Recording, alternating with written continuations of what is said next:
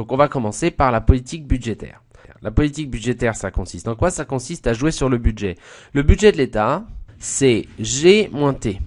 C'est-à-dire, c'est soit, d'une certaine manière, jouer sur les dépenses publiques, les commandes publiques aux entreprises, soit jouer sur les impôts. Si vous baissez les impôts, vous augmentez la consommation, puisque dans la consommation, on a Y moins T. Si je baisse les impôts, j'augmente la consommation.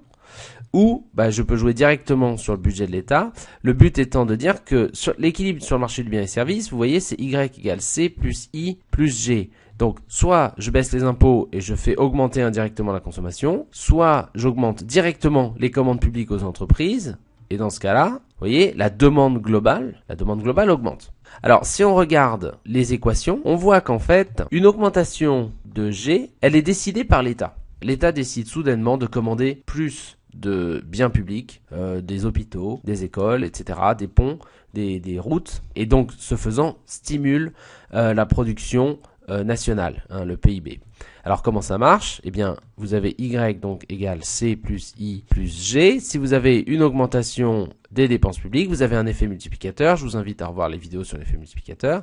Et cette augmentation des dépenses publiques augmente la demande globale qui, à son tour, va permettre l'augmentation du produit national. Et il y a un cycle comme ça de dépenses et de circulation du produit via l'effet multiplicateur qui mène à une augmentation plus que proportionnelle du revenu. Bien, ce qu'il faut voir, c'est que dans le cas d'ISLM, cet effet multiplicateur implique des interactions entre le marché de la monnaie et le marché des biens et services. Donc on va voir comment ça marche. Reprenons notre graphique. On a LM, IS. Donc on part d'un point de départ, point A.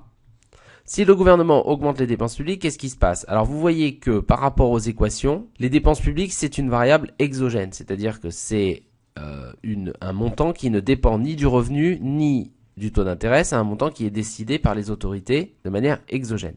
Donc ça se représente par un déplacement de IS vers la droite, c'est-à-dire que pour tout niveau de taux d'intérêt qui détermine un certain niveau d'investissement privé. Maintenant, j'ai une demande globale qui est supérieure parce que l'État a décidé, vous voyez, au lieu d'être là, je suis là, parce que l'État a décidé de dépenser plus. Donc, si on avait un taux d'intérêt ici, on aurait une augmentation de la demande globale pour tout niveau de taux d'intérêt parce que l'État maintenant a décidé d'augmenter plus. Donc, on a en fait un déplacement de IS vers la droite, vers IS2.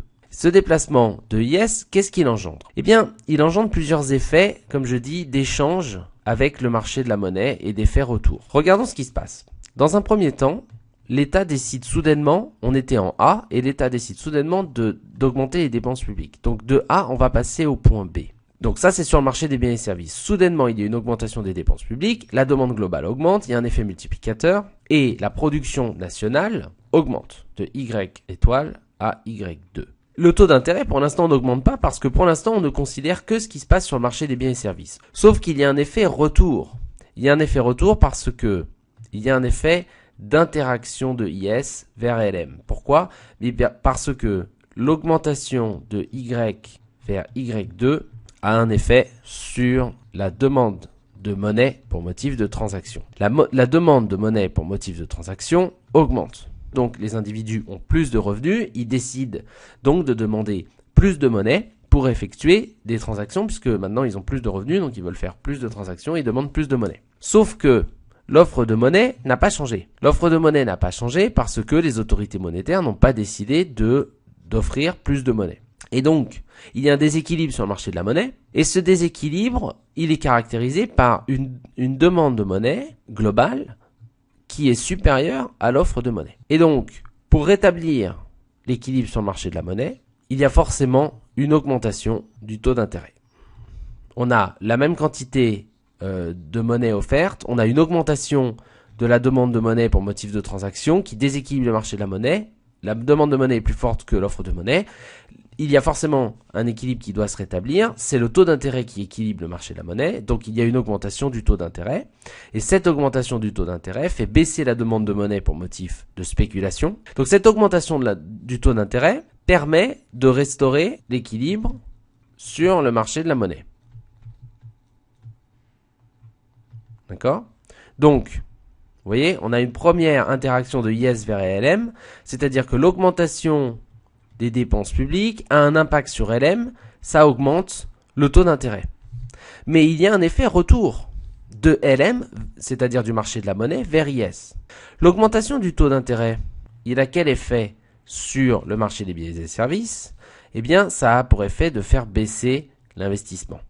Et donc, baisser le revenu. Vous voyez, il y a un effet de frein. Il y a un frein qui se passe. On a une augmentation des dépenses publiques qui augmente le revenu. Ça a pour effet sur le marché de la monnaie de faire augmenter le taux d'intérêt. Et cette augmentation du taux d'intérêt a un effet de freinage puisqu'il va baisser un petit peu l'investissement privé et donc limiter l'augmentation du revenu. Et on le voit ici graphiquement, mais le passage à Y2, ici, est hors de l'équilibre sur le marché de la monnaie.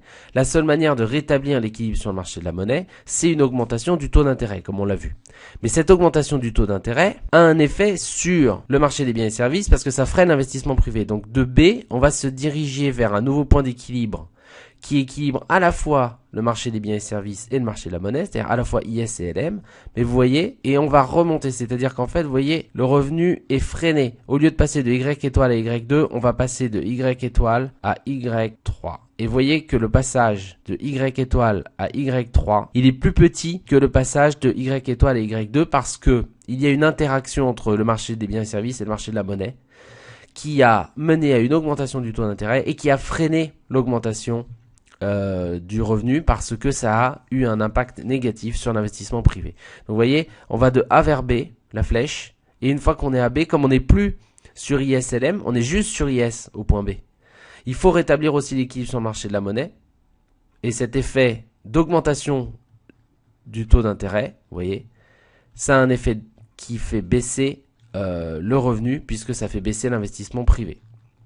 Et donc on se situe par là pour revenir à un point un peu moins à droite qu'à l'origine. Ça s'appelle l'effet d'éviction.